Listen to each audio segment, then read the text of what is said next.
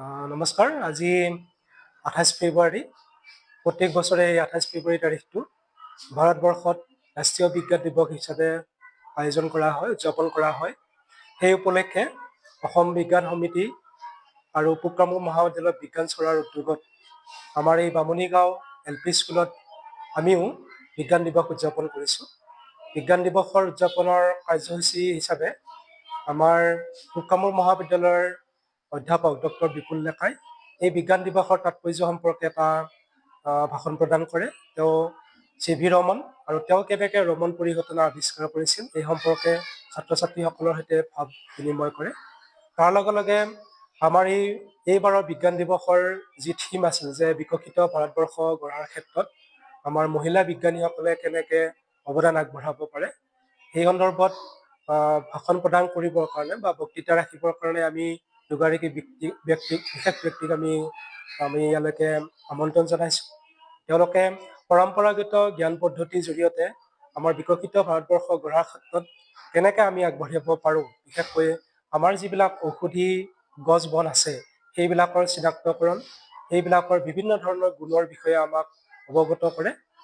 এই বিদ্যালয়ৰ ছাত্ৰ ছাত্ৰীসকলে এই অনুষ্ঠানটোত উপস্থিত থাকি বিশেষভাৱে লাভান্বিত হোৱা বুলি আমি অনুভৱ কৰিছোঁ আৰু আমি জনা কথাবিলাক আমাৰ ছাত্ৰ ছাত্ৰীসকলৰ সৈতে বিনিময় কৰি আমিও বৰ আনন্দ লাভ কৰিছোঁ।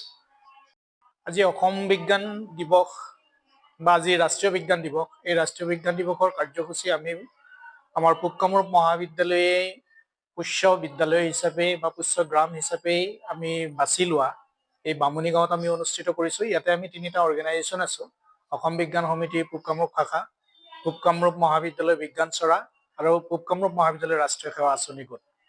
আমি পূব কামৰূপ মহাবিদ্যালয় ৰাষ্ট্ৰীয় সেৱা আঁচনি গোটেই এই গাঁওখন 2025 চনৰ 6 আগষ্টৰ তাৰিখৰ পৰা এইখন আমি পুষ্যগ্ৰাম হিচাপে মহাবিদ্যালয়ৰ পুষ্যগ্ৰাম হিচাপে আমি লৈছোঁ আৰু তেতিয়াৰ পৰা আমি বিভিন্ন ধৰণৰ গঠনমূলক কাম ইয়াতে কৰি আহিছোঁ। ইয়াৰ চৌপাশ পৰিষ্কৰণ আৰু ইতিমধ্যে আমি যথেষ্টখিনি গছপুলি ৰোপণ কৰিছোঁ আৰু আমি সময়ে সময়ে এনেকুৱা ধৰণৰ এই গাঁৱৰ মানুহখিনিক বা বিদ্যালয়ৰ ছাত্ৰ ছাত্ৰীসকলক পৰিষ্কাৰ পৰিচ্ছন্নতা আৰু বিজ্ঞান মনস্তত্ব গঢ় দিবৰ কাৰণে আমি প্ৰয়াস কৰি আহিছোঁ। আৰু সেইকাৰণে আজিৰ এই দিনটোৰ কাৰ্যসূচী আমি ইয়াতেই ৰাষ্ট্ৰীয় বিজ্ঞান দিৱসৰ কাৰ্যসূচী আমি ইয়াত গ্ৰহণ কৰিছোঁ।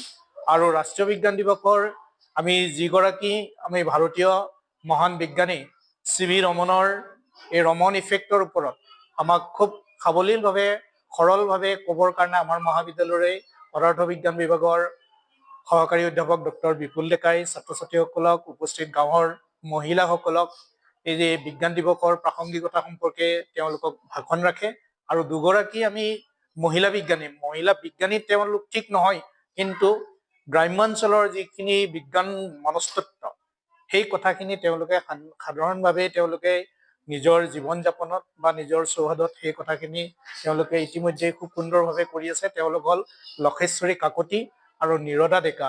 গতিকে তেওঁলোক দুগৰাকীক আমি মাতি আনি ইয়াতে আজি মঞ্চ দিছোঁ আৰু এই গাঁৱৰ মহিলাসকল আৰু ছাত্ৰ ছাত্ৰীসকলৰ লগত তেওঁলোকক মত বিনিময় কৰাইছোঁ কেনেকৈ আমাৰ চৌপাশে থকা বিভিন্ন ধৰণৰ গছ লতা তৰুতৃণ বা আমাৰ আচাৰ আচৰণবিলাক বিজ্ঞানসন্মত হ'লে আমি যিখন সপোনৰ 2047 চনৰ ভাৰতবৰ্ষ দেখিছোঁ। আৰু আজিৰ বিজ্ঞান দিৱসত যিটো আমি থিম লৈছে যে 47ৰ বিকশিত ভাৰতবৰ্ষ গঢ়াত মহিলা বিজ্ঞানীৰ যিটো ভূমিকা, সেই সম্পৰ্কে আমি মহিলাসকলক কিছু যাতে তেওঁলোকক আভাস দিব পাৰোঁ তাৰে প্ৰয়াস কৰিছোঁ। আৰু আমি ভাবিছোঁ আমি কিছু সফল হৈছোঁ। তেওঁলোকৰ যিটো উৎসাহ উদ্দীপনা সহযোগিতা সেইটোৱে আমাক খুব উৎসাহিত কৰিছে আৰু আয়োজকক আমাক আনন্দ দিছে। বামুণীগাঁও LP স্কুলত আমি 3টা সংগঠনে মিলি ইয়াত ৰাষ্ট্ৰীয় বিজ্ঞান দিৱস উদযাপন কৰিছোঁ। আৰু এই বিদ্যালয়ত আজি ৰাষ্ট্ৰীয় বিজ্ঞান দিৱস উদযাপন কৰি এইটোৱে ভাল লাগিছে, ইয়াত বিশেষকৈ আজি মহিলাসকল উপস্থিত আছে, ইয়াৰ মাতৃগোট উপস্থিত আছে। আৰু মাতৃগোট যিহেতু উপস্থিত আছে, আজি আমাৰ বিজ্ঞান দিৱসৰ মূল বিষয়